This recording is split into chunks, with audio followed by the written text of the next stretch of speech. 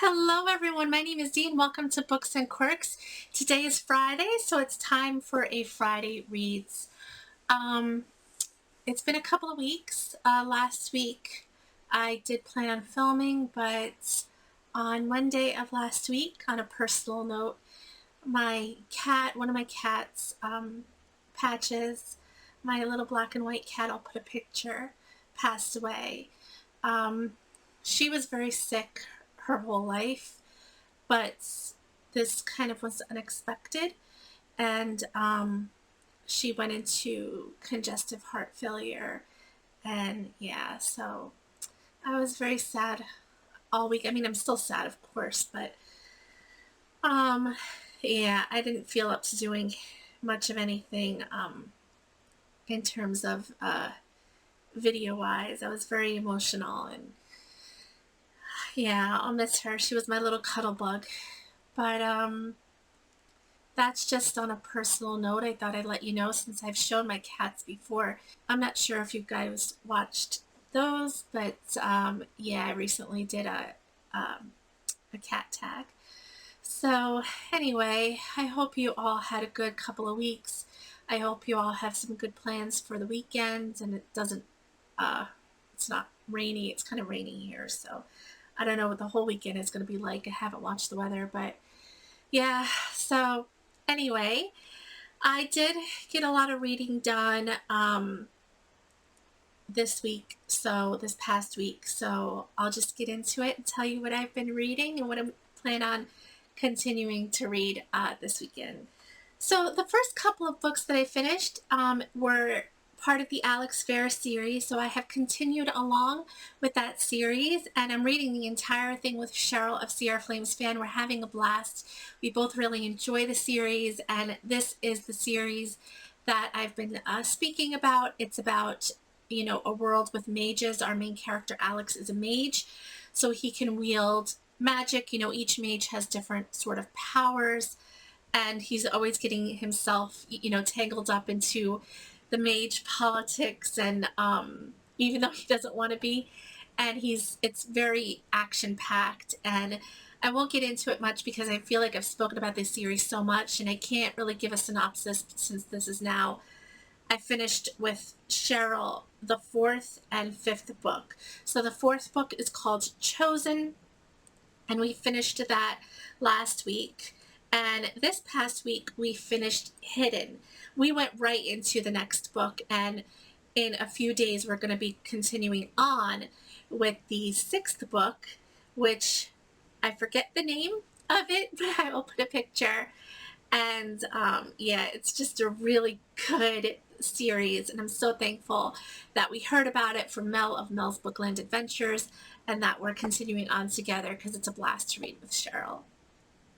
So that is the Verus series, and we're just going to continue on.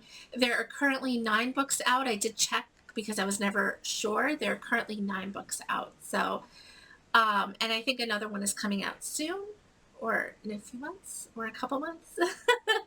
So I plan on, so we'll be caught up by the time the next book comes out, I believe. So that is the Verus series that I'm just plowing through with Cheryl. So the next book that I finished was a library ebook, and that is called, I'm just going to look at the title here, Underground, A Human History of the World Beneath Our Feet by Will Hunt. This is a nonfiction book that is about all of the different underground worlds that we know nothing about. So, these are, caves that haven't been used for thousands of years, underground abandoned subway stations in New York City. There's a whole other world underground that many people know nothing about. And, tunnels that were built, tens of thousands of years ago. So it was really interesting. This book is very short. It was only like 270 pages. And I plowed through it. There were only maybe a couple of chapters I didn't like. And my only, I guess, real criticism, but this is just my own pet peeve, is the chapters were really long. They were like 30 to 40 pages each, which is fine. But I personally don't like very, very long chapters because you have to wait so much time for a breaking point, because I will not stop in the middle of a chapter, no matter how late at night it is or whether I have to go and do something. I just have this thing where I need to stop at the end of a chapter. And the chapters are very, very long, which makes the book seem longer than it is as well, in my opinion. I really like nonfiction books that are about like weird things. Like, it reminds me of when I read Radium Girls, which is another nonfiction book about, you know, girls, young women and young girls. They were still teenagers and adolescents in many cases, worked in factories in the 1920s. Before they knew the harm of radium, they worked with radium, making like watches and things, and they would paint with radium and even like lick the paintbrushes to make them more pliable. So they were called the Radium Girls because when they went out at night, they glowed. Anyway, that's a side note. It just reminds me of that kind of book, like that, it's kind of about a weird topic, and those weird topics really appeal to me. So the next book that I finished, and I spoke about it in my last TBR, is Where the Light Falls by Alison Pataki. This book was so good. So this is a book that fits the category of a book that takes place during the French Revolution, um, for the Reading Through the Ages challenge. And I absolutely loved it. So this follows two main characters, Jean-Luc St. Clair and Andre, what's his last name? So I don't remember their last names, but we'll just say Jean-Luc and Andre. So Andre is a captain in the French army, and Jean-Luc is a young lawyer in the new government. So this book starts in 1792. The king and queen, King Louis XVI, I believe he was the 16th, and Marie Antoinette were already arrested. They're in the prison awaiting their trial. The guillotine is in full use, and it's in the main like town square, and they're beheading people, any like noble men that didn't renounce their titles, like anybody that was part of the aristocracy is being beheaded and tried. And it is really a good book. So Andre was the son of a former nobleman, but he did renounce his title, and he's now part of the French army. With Napoleon takes part in this book. I don't want to give away any spoilers. I'll just say that this is really a good book. It's fast-paced. It's a story of survival. It's really has a lot of historical accuracy, even though it's a historical fiction. The author's note in the back, it's by Alison Pataki and Owen Pataki, who are brother and sister, and they actually have French ancestry. And they include an author's note in the back that is quite a few pages long, and they go over the historical facts of the time. So even though this is historical fiction, she based the characters off of real people, and there's a lot of fact in here. So I really enjoyed this book, and I highly recommend it if you enjoy historical fiction. The next book that I finished was The Enchanted April by Elizabeth von Arnem.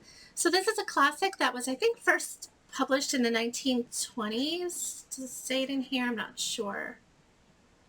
No, it doesn't. Okay. But this is a sort of a modern classic, or early 20th century classic. And it takes place in London. So it's called The Enchanted April. It's about three main characters, who I'm not even going to try to pronounce their names because I'm sure I will butcher it. Three main characters who all embark on a month-long adventure in the Italian countryside.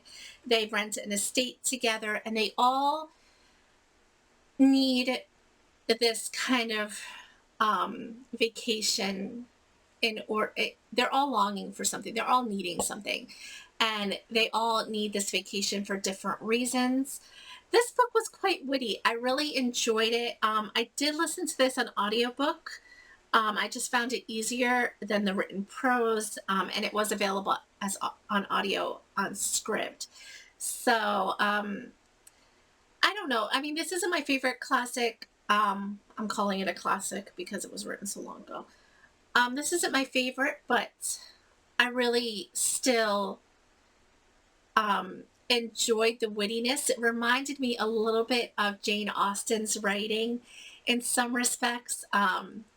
Just the deadpan remarks of the characters, and the wittiness of it.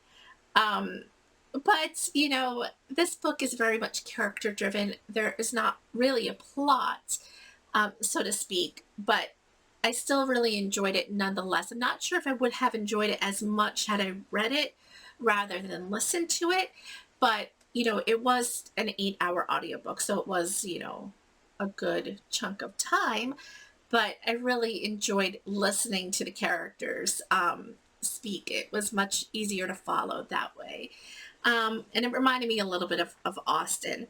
So I don't know. I mean, if you enjoy classics, I would say I gave this 3 stars. So it was just kind of an okay read for me. Um, and I know a lot of people that do really love this author. So yeah, I finished this book this past week.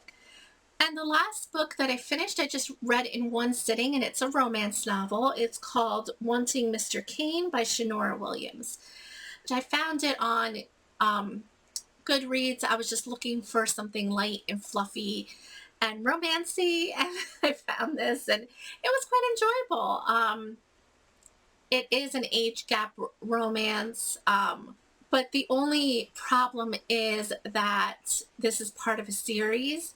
So the first book left off on a cliffhanger, and if I want to continue, it's 4 books in the series. I didn't realize that at first when I first picked it up. I probably wouldn't have read it had I known, but I probably will continue on and just continue to read through the series just to find out what happens. It's very much a light, fluffy series. There's no big plot other than the romance. So yeah. The only other book that I'll be reading this weekend that I recently started, I had to go grab it because I didn't have it with me, was Blood Brothers by Nora Roberts. This is just a mass market paperback. I was given a whole lot of these books, both paperbacks and hardbacks, by a friend of mine. I like Nora Roberts. I've read quite a few of her books, so I'll probably read, one a month or maybe a couple a month. But yeah, so this one was published quite a few years ago in 2007. I usually don't like mass market paperbacks, but hey, I'll still give it a go. And this is part of the Sign of Seven trilogy, which has a little bit magic and supernatural things in it, along with romance as well, that she's known for.